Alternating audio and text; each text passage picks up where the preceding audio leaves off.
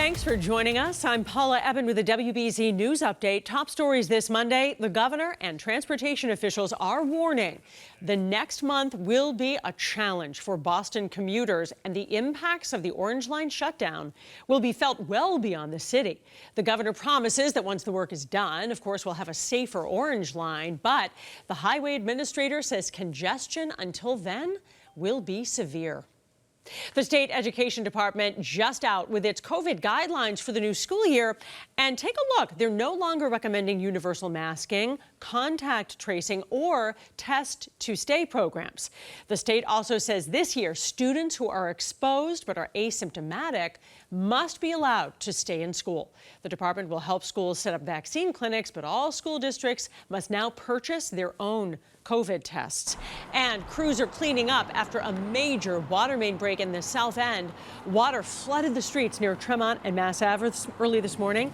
It took about 35 minutes to turn the water off, and by then the damage was done. City officials say that pipe dated back to 1872, and the most recent repairs happened in the 1970s. Full repairs could take several days. Let's get a check of the forecast now with meteorologist Zack.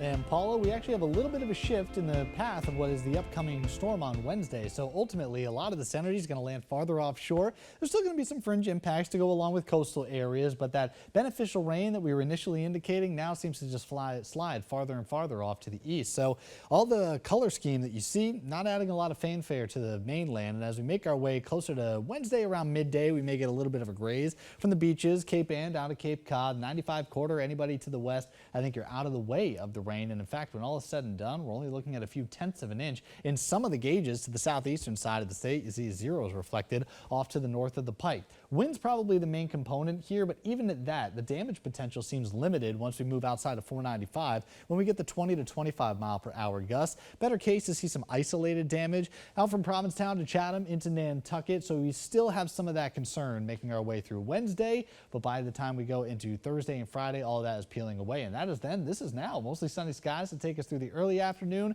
more cloud cover as we head into the evening hours. You're doing just fine for your grilling plans. Waking up tomorrow morning, it's an overcast scene, so we may have a few locations a little warmer than where we were this time around. We've got that brief chance to come along for coastal areas on Wednesday, Paula, and then the summertime boost by the end of the week. Thanks, Zach. I'm Paula Ebben. This has been a WBZ News Update. Have a good day.